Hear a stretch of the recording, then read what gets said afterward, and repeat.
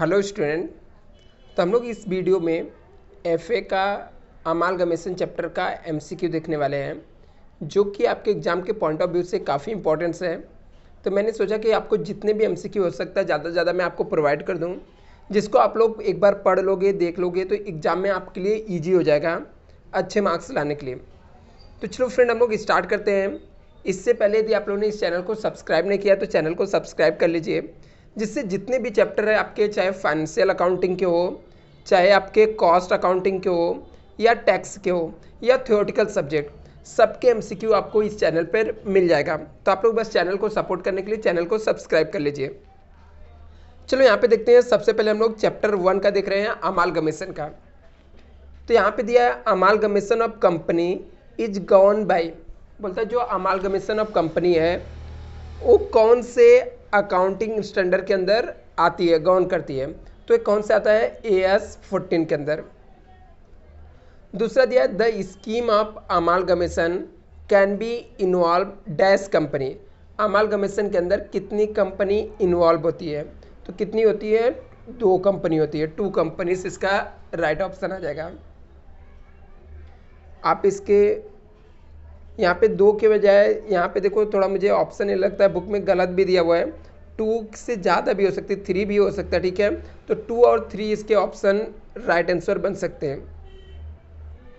Amalgamation require approval of, बोलता है amalgamation करने के लिए अप्रूवल किसका चाहिए, तो हाई कोर्ट का अप्रूवल चाहिए। कंपनी को अमालगमेशन करने के लिए हाई कोर्ट का अप्रूवल चाहिए। नेक्स्ट देखते हैं, यहाँ पे दिया है approval by dash share holder is necessary for the treatment in the nature of merger. Merger करने के लिए कितने % शेयर होल्डर का अप्रूवल जरूरी है, तो इसका राइट ऑप्शन क्या जाएगा, 90% शेयर होल्डर का अप्रूवल जरूरी है। फिफ्थ यहाँ पे दिया था approval by dash % of share holders is require for implementation of scheme of amalgamation. बोलता है अमालगमेशन स्कीम को इम्प्लीमेंट करने के लिए कितने % शेयर होल्डर का अप्रूवल जरूरी है, तो इसका राइट ऑप्शन क्या आ जाएगा, 75% जो शेयर होल्डर रहते हैं अमालगमेशन के लिए अप्रूवल जरूरी है। मर्जर के लिए कितना, 90%। In case of purchase method transferee company should record assets. बोलता है यदि हम लोग परचेस मेथड से कर रहे हैं तो जो परचेसी कंपनी है, जो ट्रांसफरी कंपनी, ठीक है, जो खरीद रही है बिजनेस, वो क्या करेगी, तो इसका राइट ऑप्शन रहेगा कौन से वैल्यू पे रिकॉर्ड करती है, तो एग्रीड वैल्यू पे। जो परचेसिंग कंपनी रहती है, मतलब जो ट्रांसफरी कंपनी रहती है, एक ट्रांसफर मतलब जो ट्रांसफर कर रहा है, ट्रांसफरी मतलब जो परचेस कर रहा है, तो अपने बुक में कौन से रेट पे रिकॉर्ड करेगी, तो इसका राइट ऑप्शन क्या आ जाएगा, एग्रीड वैल्यू। नेक्स्ट यहाँ पे दिया है in case of pooling interest method transferee company should record assets. बोलता है यदि पूलिंग मेथड है तो उसमें ट्रांसफरी कंपनी कौन से रेट पे या कौन से वैल्यू पे रिकॉर्ड करेगी, तो इसका राइट ऑप्शन क्या आ जाएगा आपका, book value. Pooling interest method में कौन से रेट पे रिकॉर्ड करेगी, बुक वैल्यू। नेक्स्ट यहाँ पे देखते हैं amalgamation adjustment reserve accounts require in respect of. बोलता है amalgamation adjustment reserve accounts require in respect of general reserve के लिए बनाना पड़ता है, या स्टैट्यूटरी रिजर्व के लिए, या सिक्योरिटी प्रीमियम के लिए, या कैपिटल रिजर्व के लिए। तो इसका राइट ऑप्शन क्या आ जाएगा आपका, स्टैट्यूटरी रिजर्व आ जाएगा। इसका राइट ऑप्शन स्टैट्यूटरी रिजर्व के लिए बनाना पड़ता है। Excess of net assets value over the consideration. Consideration से नेट एसेट्स क्या है, ज़्यादा है। जितना कंसिडरेशन हम लोग को मिलेगा एसेट्स में से लायबिलिटीज माइनस करने के बाद, वो जो अमाउंट है वो ज़्यादा है। तो इसे हम लोग कहाँ पे ट्रांसफ़र करते हैं, तो इसका राइट ऑप्शन आपका क्या आ जाएगा, कैपिटल रिजर्व में। यही यदि उल्टा रहेगा, यहाँ पे लिखा रहेगा the less of net assets value over the consideration, तो गुडविल आ जाएगा। अभी यहाँ पे नेट एसेट्स में क्या था, एक यहाँ पे दिया कंसिडरेशन ज़्यादा किससे, नेट एसेट्स से, तो क्या आ जाएगा कैपिटल रिजर्व। आगे लिखा 10 AS 14 कवर अमालगमेशन ऑफ, बोलता है AS जो 14 है वो अमालगमेशन किसके बारे में अमालगमेशन कवर करता है, तो AS 14 जो है वो कंपनी के अमालगमेशन के बारे में डिटेल देता है। नेक्स्ट यहाँ पे देते हैं on amalgamation the transfer company transfer its assets realisation account, जो ट्रांसफर कंपनी है वो अपने असेट्स को कौन से वैल्यू पे ट्रांसफर करती है, एक मिनट, इसमें तो किसके बारे में बोला है, transfer company transfer it the assets realisation account book value पे आएगा, इसका राइट ऑप्शन। 12th प्रैक्टिकल समय, तो यहाँ पे प्रैक्टिकल सॉल्व कराना पॉसिबल नहीं है, तो इसे आप लोग देख लेना है। डायरेक्टली मैं आता हूँ जहाँ पे MCQ दिया रहेगा, प्रैक्टिकल के लिए अलग से मैं वीडियो अपलोड कर दूंगा।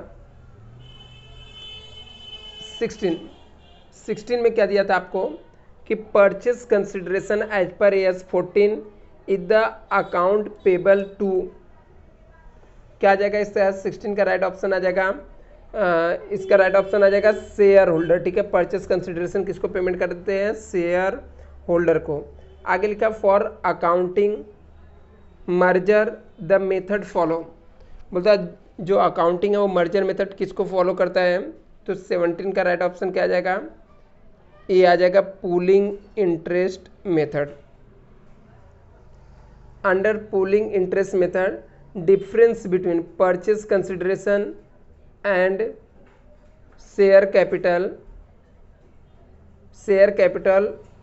Transferee company should be adjusted to, लिखा है यहाँ पे under pooling of interest method जो है difference between purchase consideration and share capital, purchase consideration और शेयर कैपिटल के बीच में जो डिफरेंस रहता है ट्रांसफर और एडजस्ट कहाँ पे करते हैं, तो इसका राइट ऑप्शन क्या पे आ जाएगा, जनरल रिजर्व में। कौन से मेथड में, पूलिंग इंटरेस्ट मेथड में। पूलिंग इंटरेस्ट मेथड ऑफ क्या है, पूलिंग इंटरेस्ट मेथड क्या है, तो इसका राइट ऑप्शन क्या है, अकाउंटिंग फॉर अमालगमेशन के लिए पूलिंग इंटरेस्ट मेथड यूज होता है। लिखा under purchase method any excess of purchase consideration over the net assets acquire should be recorded, बोलता है यहाँ पे कौन से परचेस मेथड में एक्सेस से परचेस का कंसिडरेशन किससे, नेट एसेट से, तो कहाँ पर जाएगा, तो इसका राइट ऑप्शन क्या रहेगा, गुडविल। आगे लिखा profit of realisation account transferred by the transfer company, जो ट्रांसफर कंपनी रहती है जो रियलाइजेशन के प्रॉफिट रहते हैं वो कहाँ पे ट्रांसफर करती है, इक्विटी शेयर होल्डर के पास ट्रांसफर करती है। आगे लिखा the assets which not taken under the net assets method of calculation of purchase consideration, purchase consideration calculate करते समय ऐसा एसेट्स जिसको कंपनी नहीं लेती है, जिसको टेकन ओवर नहीं करती है, तो उसको क्या करते हैं हम लोग,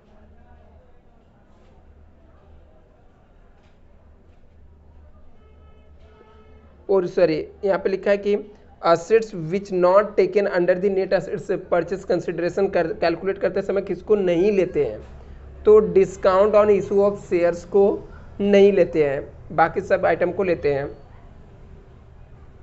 कंपनी में भी कंबाइन बाई, बोलता कंपनी कंबाइन होगा, कैसे हो सकता है, यहाँ पे तो दिया है अमालगमेशन से हो सकता है, ऑब्जर्वेशन से, एक्सटर्नल रिकंस्ट्रक्शन से, तो कंपनी में भी combine any of the above, ऊपर वाले किसी भी मेथड से हो सकता है।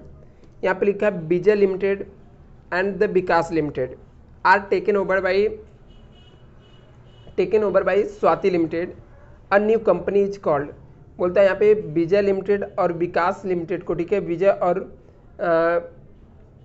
विशाखा है, विजय और विशाखा लिमिटेड को टेक ओवर स्वाति लिमिटेड कर रही है, तो इसे हम लोग क्या बोलेंगे, ऑब्जर्वेशन बोलेंगे या एक्सटर्नल रिकंस्ट्रक्शन बोलेंगे, अमालगमेशन बोलेंगे या इंटरनल रिकंस्ट्रक्शन बोलेंगे, तो इसका राइट ऑप्शन क्या आ जाएगा, इसे हम लोग अमालगमेशन बोलेंगे। लिखा है Deepa limited take over Ranbir limited, it is called, बोलता है दीपा लिमिटेड ने रणबीर लिमिटेड को ले लिया, इससे हम लोग क्या बोलेंगे, इससे हम लोग ऑब्जर्वेशन बोलेंगे, ऑब्जर्वेशन। यहाँ पे नेक्स्ट दिया है if Santosh limited and Kumari limited taken over by Santosh Kumar limited new company, तो इससे हम लोग क्या बोलेंगे, तो इसका राइट ऑप्शन क्या आ जाएगा आपका, Santosh limited Kumari limited are the vendor company हो जाएंगी। जो पुरानी कंपनी थी उसे हम लोग वेंडर कंपनी बोलते हैं। नेक्स्ट यहाँ पे if Santosh Kumar limited take over Santosh Kumar limited a new company is called, बोलता है संतोष कुमार लिमिटेड ने कुमारी लिमिटेड ने टेक ओवर किया किसको, taken over by Santosh Kumar limited ने टेक ओवर किया संतोष कुमारी लिमिटेड को, तो इससे हम लोग क्या बोलेंगे, तो इसका राइट ऑप्शन क्या आ जाएगा, एक्सटर्नल रिकंस्ट्रक्शन आ जाएगा। आगे on amalgamation business is taken over by, amalgamation में बिजनेस को टेक ओवर कौन करता है, न्यू कंपनी करती है। एज पर AS 14 amalgamation of 2 types, amalgamation कितने टाइप्स का होता है, 2 टाइप्स का। यहाँ पे दिया merger purchase of business, merger of purchase of business, तो इसका राइट ऑप्शन क्या है, मर्जर ऑफ परचेस बिजनेस। आगे लिखा है यहाँ पे on merger vendor company are, जो बोलता है जब मर्जर होता है तो ऐसे में वेंडर कंपनी का क्या होता है, तो इसका राइट ऑप्शन क्या आ जाएगा आपका, लिक्विडेशन हो जाता है। आगे लिखा है the common feature in merger purchase of business, merger और परचेस ऑफ बिजनेस में कॉमन फीचर्स क्या था, तो इसका राइट ऑप्शन क्या आ जाएगा आपका,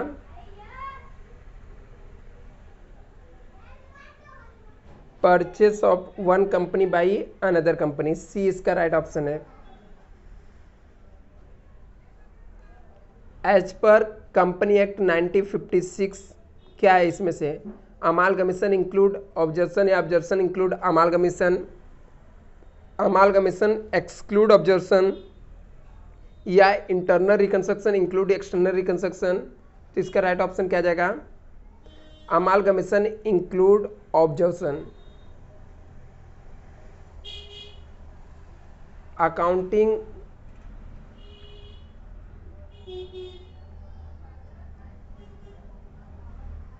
accounting for amalgamation govern by, तो 33 आपको दिया है, अकाउंटिंग अमालगमेशन किसके अंदर आता है, AS 14 के अंदर आता है।